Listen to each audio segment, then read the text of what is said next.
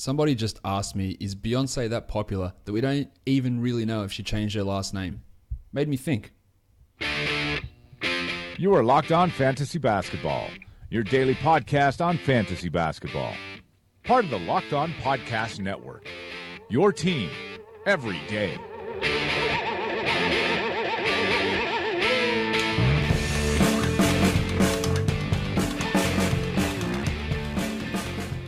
Hello and welcome to the Locked On Fantasy Basketball podcast brought to you by Basketball Monster. My name is Josh Lloyd and as always you can find me on Twitter at redrock_bball. We are back with another season preview podcast. Today we're going to be talking about the Atlanta Hawks, a team with lots of changes from last season, and to discuss everything that's hopefully going on with the Atlanta Hawks this season, I am joined by the host of the Locked On Hawks podcast, Brad Rowland. Brad, how are you? I'm good, Josh. Always happy to be here, man, and talk some Hawks. This is not going to be the most fun team in the world, but it doesn't really matter for fantasy. There's always value to be found. Yeah, and that's the thing with this team, with so many openings and so many positions changing from last season, is we're going to have a lot of guys that are going to provide value, and they're going significantly underdrafted in fantasy drafts at the moment. So let's talk about the players who actually joined this team, and with some teams, the players that join don't really have too much of an impact. But for Atlanta, I don't think that's going to be the case. Some of these guys are going to put up some significant numbers and have pretty decent roles, and we'll start with Dewayne Dedmon, who came across from the San Antonio Spurs, and at this point, Brad, I pencil him in as the starting center for the Hawks. Would you agree that that's the way they're looking at this? Yeah, I would imagine. You know, the Hawks are never too keen on releasing a lot of information before the season starts, but I'm assuming that Dedmon will be the guy opening night for sure. Now, in terms of your minutes, like he started for San Antonio for stretches last season, and I think he was a large reason why they were the number one defense for the entire season. The team looked better when he was out there starting over Pau Gasol, but he didn't play 28 minutes a night or 27 minutes a night. What sort of role, like obviously we're talking about a much less talented team here in Atlanta, but what sort of role is Dedmon having as a starter? Is he going to be a 20-minute starter like he was last year, or is he going to be pushing to 24 or to 26 or 27? Like, how do you see that sort of working out? I think I would assume somewhere in the mid-20s. I don't think you're going to see much more than that because they do like Mike Muscala, who they have behind him, and Dedmon has never played that kind of role. This would be, if he plays that much, it'll be by far the most minutes that he's ever played in the NBA, and I expect that to happen, but at the same time, I can't see him playing 30 minutes a game or something like that. So yeah, it's probably somewhere in that 25-minute a game range, and offensively, I'm not sure how much of a focal point he's going to be, but just being out there for that much and the way that he defends and protects the rim and rebounds should be some stat stuffing there, even though he's not necessarily an offensive sort of go-to guy. Yeah, I don't think he's going to be scoring huge amounts of points either. I've got him projected in that mid-20s in terms of minutes, but that means that he can be a top 100 fantasy guy, and that's nothing to do with him scoring. I've got him scoring under 8 points a game, but he's going to rebound the ball. He gets a decent amount of steals, but he blocks shots at a high rate. He finishes at a very high rate in terms of field goal percentage. We're talking a potentially 60+, and he's a pretty decent free throw shooter. So all in all, he's going to be, and when centers can be hard to come by, he's going to be a guy that produces decent numbers, and if he does excel and he starts really playing much better than Muscala, maybe he plays 26, maybe he plays 27 minutes a night, and those numbers creep up, and maybe he averages a low-end double-double if things really go his way. So I love Dedmon as a late pick if you're looking for some of those big numbers, a boost to your field goal percentage, to get some blocks. He is going to be in as that starting center, and he does have the ability to put up fantasy numbers. So he is an interesting guy. They brought across another center in the Dwight Howard trade, Brad, and that was Miles Plumlee. I would have to assume that he's not going to be seeing the court on a nightly basis as the third string center. Would you assume that he's just brought across mainly as just salary filler? Yeah, I mean, he was just really the guy they had to take on in the Dwight Howard trade. I do think that at some point we're going to see him, if only just to sort of rehab some of his actual value. But in terms of regular playing time, I can't imagine it's going to happen with Dedmon and Muscala. Unless one of those guys goes down, I don't really see the minutes there. Yeah, look, he's not going to do a huge amount. He's not a great fantasy option anyway. The other guy that came across in that Dwight Howard trade is Marco Belinelli, and he's a player who should be in the rotation on a nightly basis. He doesn't do much from a statistical point of view. He hits threes, he's a good free throw shooter, but doesn't get to the line. But I'm interested to hear your take, Brad, on how Belinelli fits into this wing rotation. Obviously, they traded away Korver last season. They lost Thabo Sefolosha this offseason. Timmy Hardaway left as well. So there are minutes opening up there. So where does Belinelli fit into this two-guard, small forward rotation? I think especially early on, he's gonna play quite a bit, only because he's kind of the only shooter of these guys. You know, you have Bembry and you have Prince and Bazemore, and those guys are at least a couple of those guys are reasonable shooters. But Belinelli is really the only guy on the wing on this roster that's really a high end shooter. So I think you're going to see him play quite a bit early on. I don't think he's going to start or anything like that, but he'll be a solid sort of third or fourth wing for them. That's going to be he'll play in every game. He'll get up a lot of threes.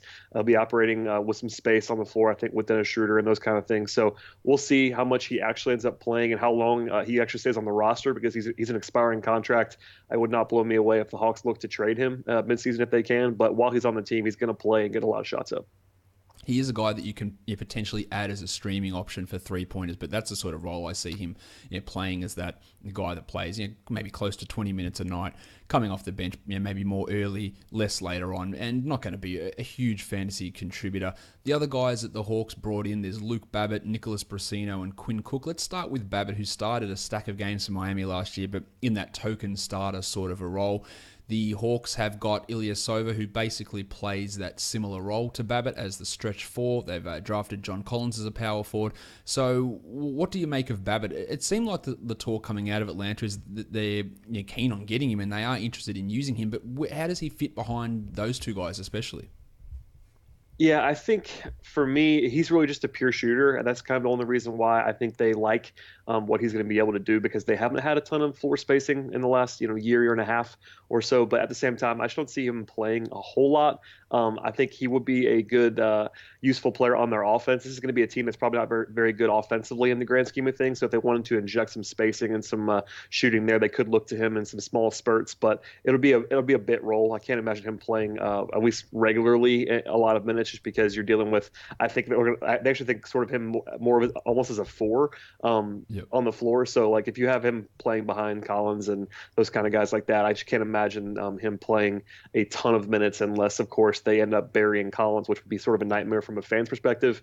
Wouldn't blow me away early on if Babbitt played a little bit more than he will later on, but it's going to be a pure three-point shoot situation. Quinn Cook, who was the last player signed to this team to be the third point guard. They'd been talking about we need to bring another point guard in. People were debating who that was going to be. And Cook is the guy who looked okay, I thought, last season at times for the Pelicans. Looked decent at Summer League as well. And now he comes in, I guess, ostensibly as the third string point guard, but it's not like Malcolm Delaney blew people away last season. He definitely didn't blow Mike Budenholzer away, as he was benched in favour of Jose Calderon down the stretch in the playoffs. So is there a chance that you think that Cook could overtake Delaney this season, or do you think that he comes in immediately and is in a battle straight for that backup point guard spot?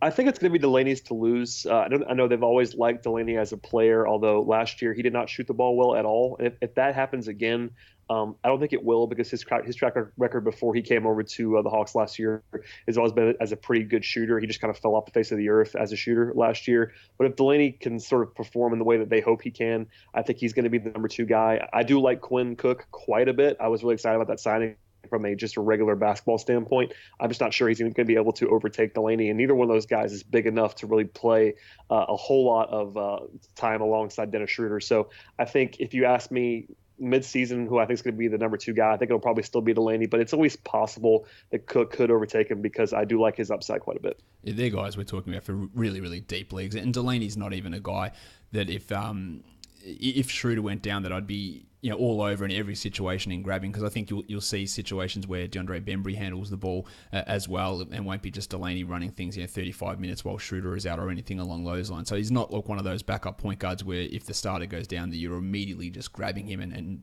you're getting this huge run of value for a chunk of time while the starter is out. I don't have him in that sort of a level. And Brasino, who was cut by the Mavs, he was signed on. He's just going to be an emergency wing type of guy for this team. They also signed Josh. Now I don't know how to. I always look at, is it like, it's not Corey Magette? Is it Josh Magette? Or how? It's actually Magette, like Magette. A J. Okay. I was where you were until they signed him, then I had to figure it out. Okay. So yeah, it is Josh Magette. Josh Magette, who's a smallish point guard who played over in Europe last season. He's on a two-way deal, so he'll see very, very limited time in Atlanta. We look at the guys who left this team. It's a litany of names. Paul Millsap went to the Nuggets, Dwight Howard to the Hornets in that trade that brought back Plumlee and Belinelli, Tabo Cephalosha to the Jazz, Hardaway to the Knicks, And Mike Dunleavy, Chris Humphries, Jose Calderon, and Ryan Kelly are also off this team, with Calderon signing with Cleveland. Those other 3 players currently unsigned. So that's a ton of experience, a ton of talent that is no longer on this team as this Hawks squad really goes into the tank and begins their rebuild. And the guy that is a huge part of this rebuild, I think, is the player that they selected at pick 19 in the 2017 NBA draft, and that is John Collins out of Wake Forest, who I was really, really impressed with in Summer League, not just for his rebounding ability, for his scoring ability, but for his ability to pass. And I didn't think that was something he really had in him. He was hitting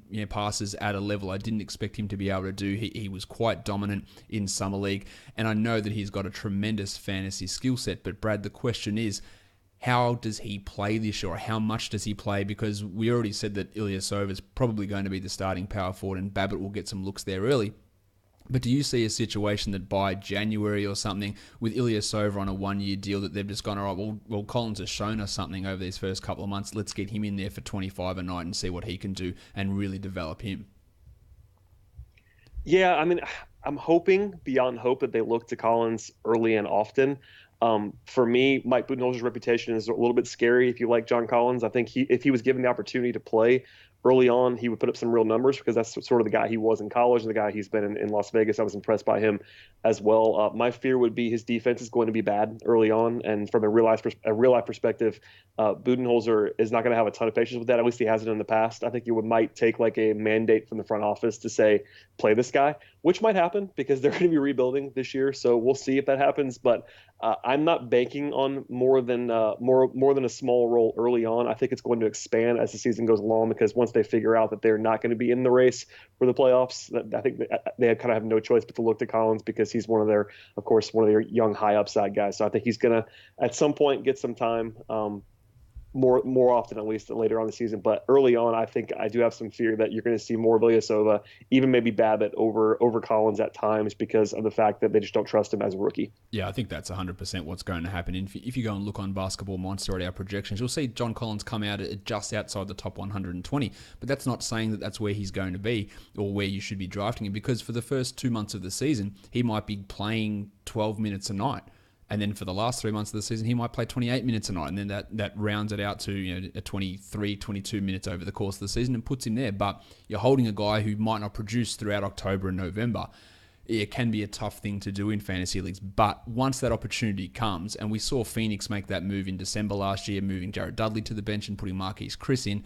Once that move comes and they go, all right, now it's time to see Collins, he is going to be a tremendous fantasy asset. He scores, he rebounds. He can block shots. Despite not being a good defender, he can block those shots, but his efficiency is where it's really going to come in. High field goal percentage, really good free throw percentage as a big man as well. And he's going to be able to have, I think, when he gets that starting job eventually and he's playing 27 minutes a night, he should be a top 100 player in that stretch. It's just that, is that stretch going to begin at the start of November, or is it going to begin at the start of February? And that's the sort of decision you need to make in drafts, and whether you can hold on to a bloke for 3 months who's providing nothing is going to be really dependent on yourself and how your league looks. But he is a guy that at pick 19, if you're looking at dynasty drafts and rookie drafts, he'd be going ahead of 19 for me, ahead of a lot of those guys that were picked ahead of him in the real life NBA draft, because his fantasy skill set is fantastic, and he was one of the better translated rookies to come out of college this season. So he is a player that should be giving Hawks fans some hope, and let's hope that Budenholzer does actually get him out there at some point and we get to see some decent minutes from Collins. Their other draft pick, Brad, was Tyler Dorsey. Much like Brissino, who I mentioned earlier, I don't see Dorsey really doing much to crack the rotation. He wasn't that impressive in Summer League, I didn't think. What do you think of Dorsey, or did you see something different to me in Vegas from him?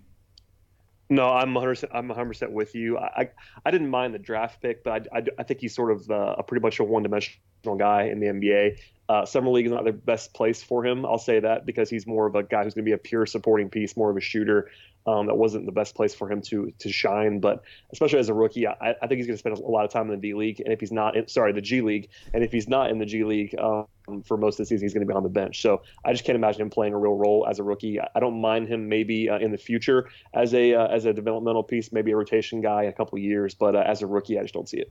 Yeah, exactly. He's going to barely crack the top 400 this year, if he even does. He's just not going to play enough or be productive enough, and his hope at ever being a quality NBA rotational starter is pretty limited.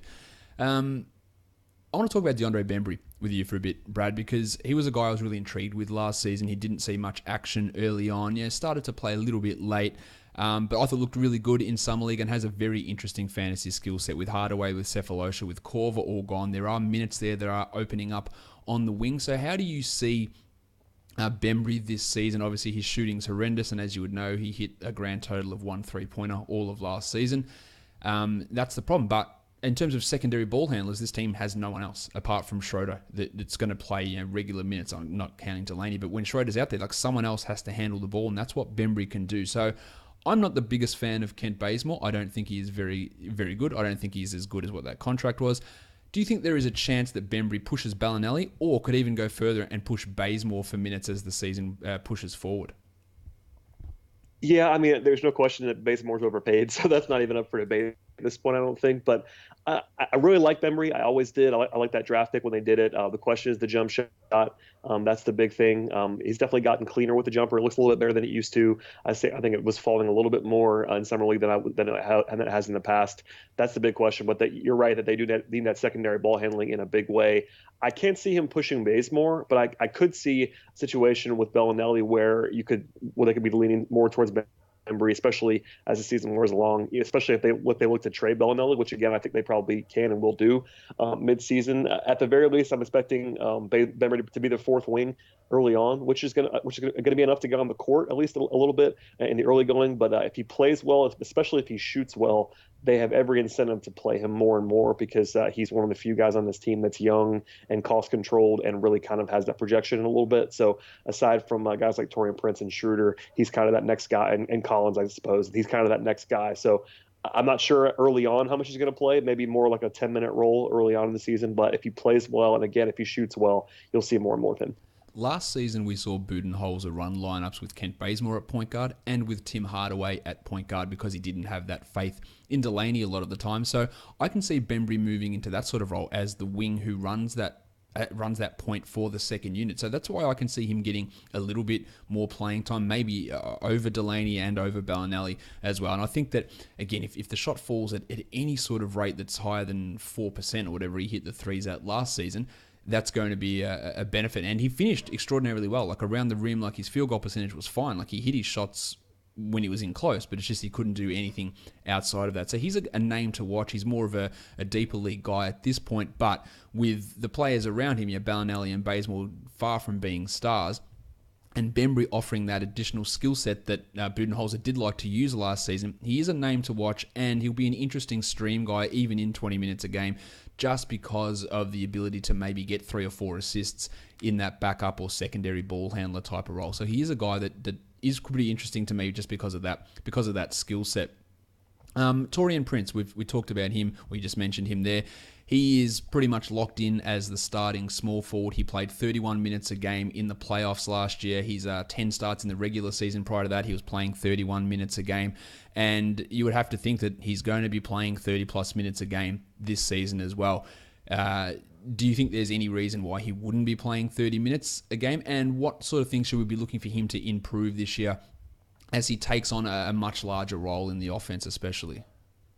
Yeah, I'd be very surprised if he wasn't playing somewhere in that range. I think there could be some growing pains, just based again on the way that Budenholzer's treated some young guys. But given the way that he came on last year and played so much down the stretch, he's going to be the small forward. And I think somewhere in the high 20s, low 30s for a minute total will be pretty appropriate. I mean, the big question, I feel like I'm saying this a lot with some of these guys, is his jump shot. We've seen him at least make some strides there. Again, the form was cleaner. He's definitely made some strides as a shooter, but I'm not sure if he is anything more than a wide open sort of catch and shoot guy at this point in time. But when you're playing that much, his defense is really encouraging. I'm not sure how many how many steals and blocks that he's going to produce, given the way that he sort of making that transition. He played a lot of zone in college, but without getting too deep into that, he's still learning how to play man-to-man defense and sort of how to channel his considerable gifts on that end of the floor. But he's going to rebound. I think he's better than he has in the past because he can. I think they're going to sort of let him loose a little bit more on the glass, because he's a legitimate 6'8". He can really jump. He's pretty strong, so we could see him improve in that area as well. But the big question is the jump shot. He's going to be able to, at worst, sort of fill lanes and do little things and finish around the rim. It's just whether he can become a legitimate threat, not even just from 3-point range, although that's important, but even in the mid-range off the dribble, something that he's flashed in the past. I'm not sure how much they're going to let him do that early on, but if he can at least knock down, mid 30% range from 3, that'd be a huge weapon for the Hawks, because he's going to be on the court so much and just by extension get a lot of open shots. In the last month of the season, he played 29 minutes a game. He averaged 10 points, 4 rebounds, but importantly there, he averaged 1.2 steals and 0.8 blocks. And if he plays like an extra 2 to 3 minutes a game, you could be talking about a guy who's at 1.5 steals and maybe a block a game and a 3 a game. So that's a 1-1 player, and there are I think 5 of those guys in the NBA last season. So his fantasy value is going to be looking good. His usage is going to take a huge bump forward as well. Without Paul Millsap, without Dwight Howard, he's going to have to take more shots. The efficiency is going to be a concern, but he's currently being drafted at 145 on Yahoo and doesn't even have a draft position on ESPN, and I think he is a clear top 100 player. There is no doubt about that. So he is a guy that once you start rolling into the 90s in your draft, that you look to grab him, because the role is solid. We saw at the end of last season, in a limited sample size, 16 to 25 games, whatever it was, but he was getting the steals, he was getting the blocks. He gives you a 3 a game. He was scoring double-digit points, and all of that, plus the growth for a second-year player, plus the extra role that he's going to have, he could get much higher than what I've even projected him to get. And if he was a top 60 guy, I wouldn't be totally stunned from Taurean Prints, because everything is there. Talent, ability, which he's shown, and opportunity, it all meshes together in a really good situation for Taurean Prints as we head into this season for him. Now, the guy who is going to be the best fantasy producer on this team is going to be Dennis Schroder. He had an astronomical usage rate last season when Millsap, Howard, and Hardaway were off the court. I think his usage was at 47%. And those 3 guys aren't on the team anymore. Now, he's not going to have 47% usage this year, but I would be stunned if he was anywhere under 30% with his usage. He's going to be the leading scorer on this team by a significant margin. He'll get his assists, he'll hit threes, and if he starts upping his steals, he's a player that could crack the top 30. At the moment, he's going just outside the top 50, and I think that's fantastic value for Schroder. He obviously has his real-life downsides, Brad, but he's going to be running everything for this team, isn't he? Yeah, for sure. I mean, you mentioned the usage rate; it was already very high last year. Even with guys like that you mentioned on the court, it was still very high. Yeah, he led the team in usage last season. Yeah, pretty significantly, and I think it's only going to go up as you kind of lay out there. I mean, he's really the only guy at least in the starting lineup, that can really create his own shot off the dribble. There's some guys who can make open shots and do some other things sort of in the mid range, but Schroder's the only guy really on the whole roster, but especially on the starting lineup, that can really sort of take guys off the dribble, have the ball in his hands. He's going to be asked to create so much of the offense, and that's not necessarily ideal from a real life standpoint, but from a fantasy standpoint, he's going to score, he's going to rack up assists. I think last year he averaged about 18 and 6. I'm expecting him to average 20 plus points a game this year, honestly, just because of all the usage he's going to get. May not be, the efficiency is the big question with Schroder, but he did make some strides last year, kind of almost across the board from an efficiency standpoint. I'm not sure if that's going to be able to maintain this year, because all the focus is going to be on him defensively. If you're the opposition, there's really not a lot of guys to worry about except for Schroder, but he's definitely the kind of guy who's going to have the ball in his hands a lot. It's going to help him up from a production standpoint. And I think he's improved enough with his awareness and things like that to maintain a reasonable level of efficiency that can kind of help you there. I think he's going to easily get over 20 and 7 this year, and I'm not too worried about the efficiency numbers for him. Over the last 2 months, post All-Star break last season, he was the 44th ranked player in fantasy, and at the moment he's getting drafted below that, which is just unbelievably stupid to me. He is a guy that in those mid-rounds, if you don't grab a point guard early because you want to grab centers, which I understand, he's one of these guys in rounds 3 or 4 that you grab and you feel real. Again, it's all about having confidence. Who's taking the minutes off him? Delaney's not challenging him for the starting role. Quinn Cook isn't. He's getting his 30 minutes. He's getting his shots. He's getting his usage. He's going to be doing everything for this team. Yeah, they'll probably suck, but the numbers are still going to be there for Schroder. So he is a really, really strong target of mine in those mid-rounds. I can't see really too much going wrong with what he'll turn the ball over, but you know that I don't care too much about that. All those other numbers are going to be really, really good for Schroder. We did touch on Bazemore a little bit earlier on. He didn't play a huge amount last season. He didn't play 30 minutes a night.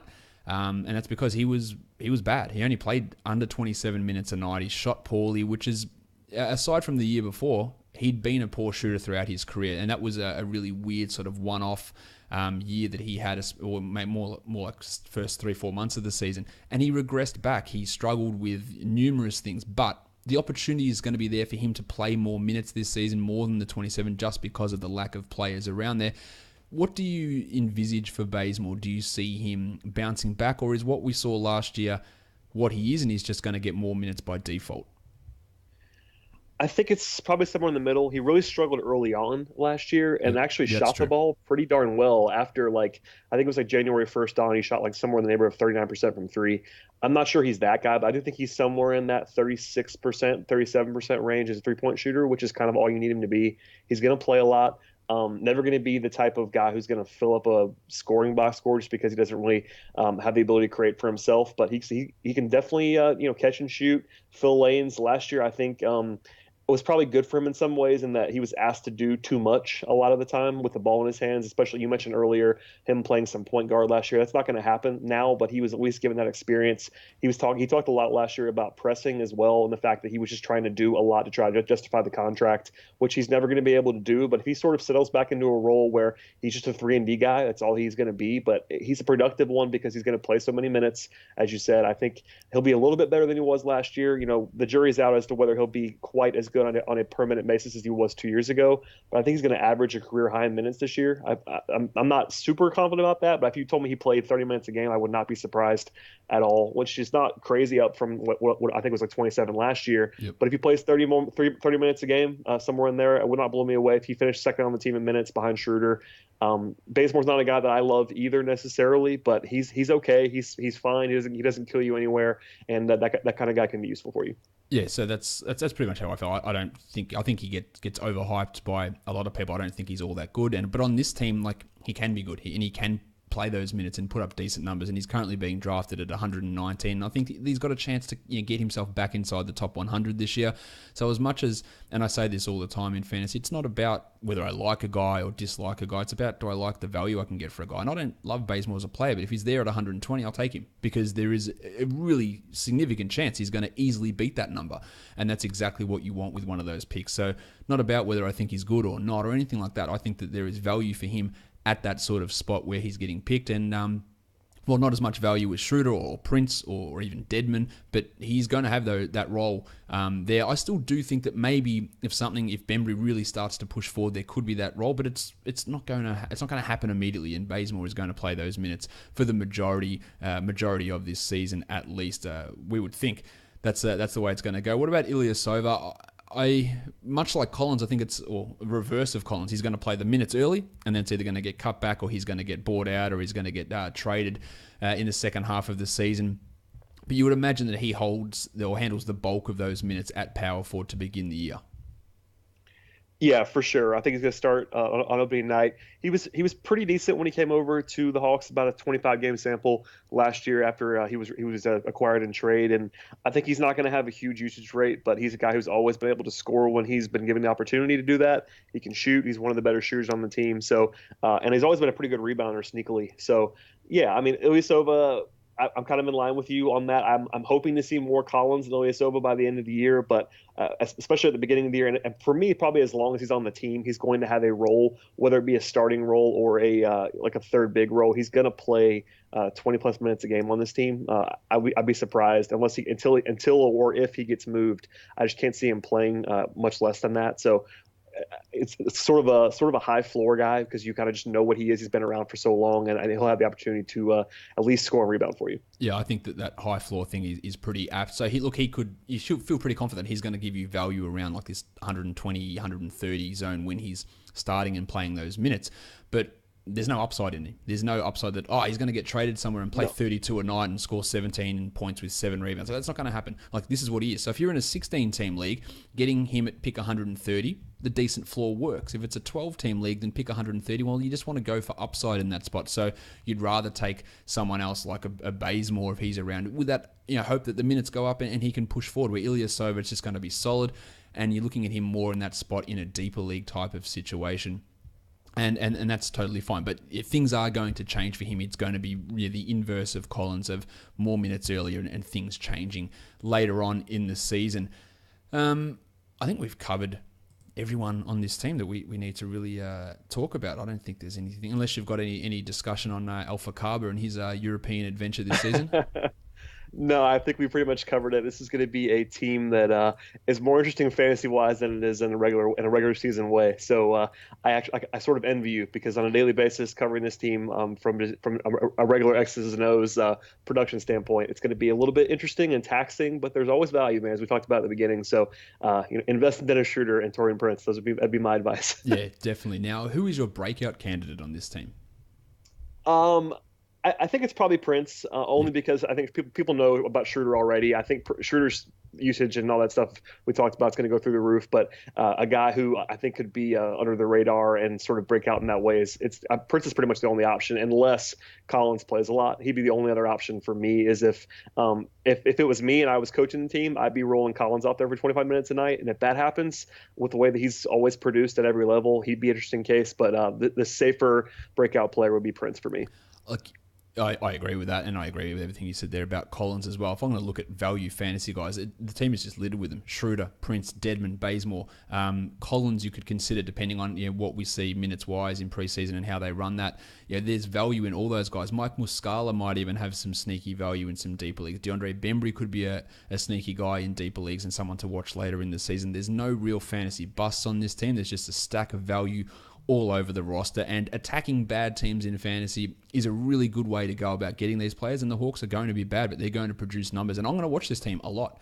I watched the Nets a lot last year. I watched the Sixers a lot last year. I'm going to watch this team because I want to see what Collins can do. I want to see Prince develop. I want to see Schroder go out there and take 50 shots a game. I want to see Collins out in the court, see what he can develop. I want to see what Bazemore's offering. There's a lot to like, and from a fantasy point of view, there'll be stats put up, and you'll go, shit, how is this happening? How is Taurean Prints scoring 18 points in this game and had 3 steals? And their roles are fairly secure, so there is a lot of fantasy goodness here, and you should be aggressively looking at Atlanta Hawks guys in pretty much all of your fantasy drafts. Now, one last thing before we finish this off, Brad, is I'm asking all the hosts to look at the Vegas over-under totals and give me their bets on that. Vegas put it out, the Hawks at 25.5. ESPN's Kevin Pelton projected the Hawks for 27 wins. Where do you sit on that over-under? It's funny. I did the Nate Duncan podcast a couple of weeks ago on the Hawks before the number came out, and I basically landed on it. I predicted 26 and 56. So I guess I'll take a begrudging over. I think it's a pretty good number, though. Would not surprise me at all if they went under that number. And it really kind of depends on how the organization views this season. Mike Budenholzer is the kind of coach who could overachieve with this group, which is not what the Hawks probably want, to be honest with you, because this is sort of their quick tanking season, and they're definitely in the middle of a rebuild. So winning less games is probably good for them, but it all depends on who's on the team by the end of the year and how much the veterans are playing, et cetera, et cetera. It's a good number. I'll say over if you make me pick, but I don't have a huge feeling on this one. I think I would take the over as well. Do you think they're a better team than the Bulls? I do. The Bulls are the only team that I think is worse than the Hawks in the East. Yeah, I think that's right too. I mean, there's a scenario with the Bulls if you told me Levine's healthy and Wade is there all year that they might be better, but with all the factors in play, I think the Hawks are better coached as well, if you ask me. So that also plays into this. But yeah, I think the Hawks are better than the Bulls. Everybody else, I'm not so sure. There's a couple other teams in that range, the Nets, maybe the Magic, that kind of range in the Eastern Conference. A couple teams in the West, the Kings and the Suns, maybe. But yeah, they're better than the Bulls. That's sort of the with as faint of praise as you could possibly give a team. But I would say that's probably true. Yeah, I would say that too. I think they're maybe on par with the Nets, and they're probably better than the Suns, maybe the Kings as well. But there are teams like the Pacers. People are thinking the Pacers might be worse than the Bulls. There's no way the Pacers are going to be worse than the Bulls. The Pacers are going to be much better than both of these teams, and the Nets. And they might be like the 9th or 10th seed, maybe even pushing for the 8th, which is not great for them in a rebuilding situation. But that's might be where they end up. They're not going to be as bad as what these teams are going to be. Brad, thank you for coming on, and let us know what's happening on Locked On Hawks, and give us a plug for anything else that you've got happening as well. Yeah, for sure. We're in off-season mode, but about to start previewing the season on Locked On Hawks. So right now I'm in like a 2 to 3 show per week schedule, but it'll be ramping up as I know everybody will be across the league as we get closer to media day and all those things. And once we hit media day and training camp, it goes full steam ahead. So yeah, if you like the Hawks or are interested in the team at all, I do that show 5 days a week during the season. So at Locked On Hawks on Twitter and on Facebook. You can follow me on Twitter at BT Rowland. I also do some general NBA stuff for Dime Mag over at Uprock. So if you like that kind of stuff, do that. And I also write about the Hawks at peachtreehoops.com. So a bunch of plugs there. But you can find everything that I write if you were interested in it is at BT Rowland on Twitter. And please follow the show as well. Cool. Go and check all that stuff out and subscribe to both of our podcasts on Apple Podcast, Google Play, TuneIn, Stitcher, and Spotify, and leave us a review. 5 stars would be awesome. Another reminder that Basketball Monster is open for season subscription. So go and check out my projections over on Basketball Monster and all the tools for your fantasy team. Brad, thank you for coming on. Oh, it's my pleasure, man. Always happy to do it. We are done here, guys. Thank you so much for listening, everyone. See ya.